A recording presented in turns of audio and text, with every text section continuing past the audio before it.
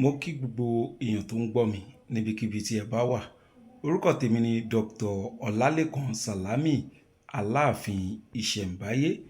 Èmi a máa sọ pé erin kọjá gbígbé, àjànàkú kọjá rúrù, àjànàkú kọjá mórí nǹkan fìrí, bàbá rìnrìn ẹ jẹ́ ká sọ pa rìnrìn.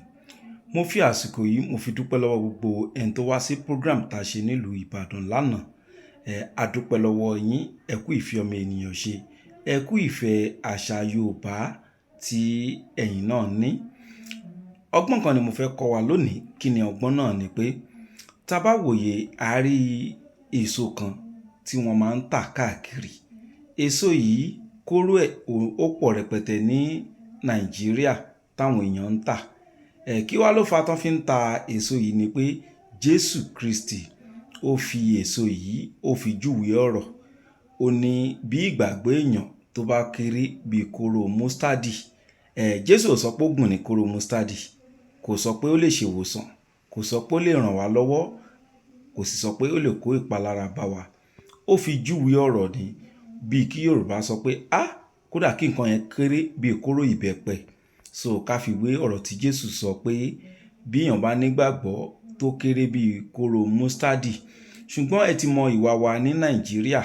Ìgbà tí orúkọ mustadi tó ti wà nínú Bible yẹn a ti sọ di nǹkan pàtàkì tó lè ṣe wá lóore.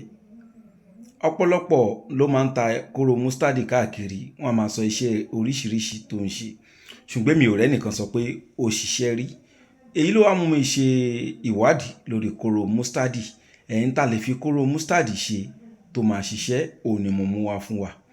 Kóró mustadi ògùn ni lọ́dọ̀ àwọn Ísírẹ́lì àti àwọn ìlú míì náà. Ṣùgbọ́n tá bá wá fẹ́ kó di ògùn nílẹ̀ Yorùbá, kì í ṣe kóró mustadi lásán òun ni a máa lò. Ìgbà míì ẹlòmíì á sọ pé ẹni tó bá ń wúkọ́ kó máa jẹ kóró mustadi. Ọlọ́run ò ní jẹ́ ká jẹjẹkújẹ. Tí ó bá fẹ́ lo kóró mustadi fún iṣẹ́ àánú tó ṣe pé Ọlọ́run á máa mú àánú wá fún onítọ̀hún gẹ́gẹ́ bí ìgbìyànjú ẹ̀dá. Ẹ jẹ́ ká wá ewé àánú gbígbẹ. Ewé àánú gbígbẹ. Àwa gun ewé àánú yẹn lásán, àgùn. A wá mú kóró mustadi náà, àgùn. Àwa jẹ́ kí méjì àjẹ́ kó kúnná, àgùn wọn lọ́tọ̀ọ̀tọ̀. Tó bá ti kúnná, a ṣẹ̀ṣẹ̀ wá dà á pọ̀. Tá bá dà á pọ̀ yẹn, ẹ jẹ́ ká dà sínú odó. A wá kọ́ṣẹ́ sí i, a wá gun papọ̀. A fi odidi àgbọn kan, omi inú ẹ̀ a fi pò ó. Tá bá ti mú àgbọn, ihò mẹ́ta ló máa ń wà lórí àgbọn. Ihò méjì ó le, ṣùgbọ́n ihò kan ó rọ̀. Kò nídìí ká la àgbọn yìí mọ́lẹ̀. Ihò tó rọ̀ nínú ihò mẹ́ta orí àgbọn yìí, a ti ìṣó bọ̀, a fi jo omi àgbọn yìí. Tá bá wá ti jó omi àgbọn yìí, òun la máa fi po ọṣẹ tí à ń sọ̀rọ̀ ẹ̀ yìí. Àgbọn tó kù a fi ṣe sàrá. Gbogbo ẹni tó bá jẹ nǹkan kò ní ṣe wọ́n.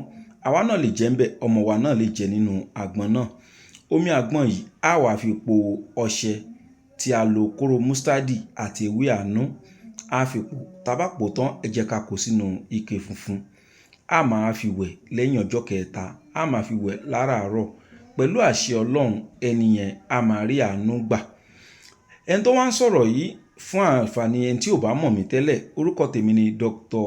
Ọlálékan Sàlámì Aláàfin Ìṣẹ̀ǹbáyé. Ọ̀yọ́ ni mí, Ọ̀yọ́ nìran mi. Èmi lọmọ Olúfọ́nlọlá òròlú ọmọ àjàtẹ́là. Mo níyọ̀ mo jàtẹ́, mo lépo ńlé, mo jẹ láǹfunfun. President fún ẹgbẹ́ AATC, Association of Africa Tradition and Culture. Òun ni ẹni tó ń sọ̀rọ̀ yìí. Ẹgbẹ́ tí mo dárúkọ yìí, ìta máa ń ṣe níbẹ̀ ni pé a máa ń kọ́ra wa ní àwọn nǹkan táwọn baba ńlá wa nílẹ̀ Yorùbá tán fi sílẹ̀ láyé àtijọ́. Kì í ṣọ̀rọ̀ 419, kì í ṣọ̀rọ̀ wọ́n gé wọn lọ́wọ́, wọ́n gé wọn lẹ́sẹ̀. Orí WhatsApp òun ni ẹgbẹ́ wa wà. A rẹ́gísítà pẹ̀lú ìjọba àpapọ̀ l'Àbújá. Ìta máa ń ṣe nínú ẹgbẹ́ náà ni pé in tí wọ́n bá mọ̀ wàá sọ nínú ẹgbẹ́ náà. Wípé bóyá ògùn jẹ̀dí ẹyọ kan ni wọ́n mọ̀. Ẹlòmíì náà tó yẹ pé ògùn nírun ló mọ̀, òun náà sọ. Àwa tó 200 nínú gúrùpù náà. Ó túmọ̀ sí pé tí wọ́n bá mọ̀ ògùn jẹ̀dí ẹyọ kan tó sọ. Tẹ́nìkan mọ̀ ògùn ẹ̀fọ́rí tó sọ.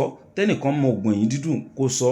A jẹ́ pé ìwọ tó sọ ọ̀rọ̀ ògùn ẹ̀fọ́rí ẹyọ kan, ìwọ náà wá di èèyàn tó mọ nǹkan oríṣiríṣi lọ́nà 200. tí kálukú bá bẹ̀rẹ̀ sí ní sọ ẹyọ kọ̀ọ̀kan táwọn náà mọ̀. Láti darapọ̀ mẹ́gbẹ́ wa yìí kò ń ṣe dandan kó wá èèyàn ṣòro wá lọlé, má wá ẹnì kankan lọlé. Tó bá fẹ́ darapọ̀ mẹ́gbẹ́ wa, ìlúkìlú tó wà, ibikíbi tó wà, ìwọ ṣáà ti béèrè wípé kí ni account number ẹgbẹ́ náà lọ́wọ́ mi lórí WhatsApp number mi ni 08028565188.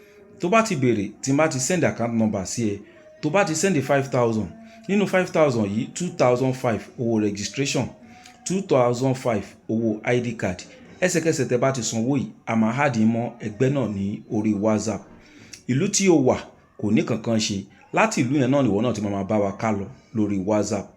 Ibi tí ọ̀rọ̀ ìfojúkojú tó ti máa wá ṣẹlẹ̀ ni pé àní ẹ wá wálé, èèyàn ṣòro wá lọlé. Ní WhatsApp yẹn láti máa ń kéde ibi tá bá ti fẹ́ ṣe ìdánilẹ́kọ̀ọ́. A máa ń ṣe káàkiri gbogbo ilẹ̀ Yorùbá. A lọ sí Ìbàdàn lánàá, a lọ sí Àjà ní January. Tó bá tún di ẹ̀yìn àwẹ̀, ẹ tún máa retí wa nílùú Ìlọrin. Bá ṣe máa ń lọ káàkiri nìyẹn. So members tó bá yẹ pé ìlú tó wà ó súnmọ́ Ìbàdàn, ìwọ náà kópa nínú ti Ìbàdàn. Ìwọ tí ìlú tó wà tó bá súnmọ́ ti Ìlọrin, ìwọ náà kópa nínú ti Ìlọrin. Kò ṣe pé ẹnìkankan wá ara wọn lọlé. Ibi tá bá ti ṣe òun náà ni gbogbo wa máa ti pàdé. A sì máa ń ṣe ìpàtẹ ìṣègùn náà níbi àwọn programs yẹn. A ní ID card tá ń fún ọmọ ẹgbẹ́. Tí wọn náà bá ti darapọ̀ mọ́ wa, a jọ máa gbé àṣà Yorùbá lárugẹ.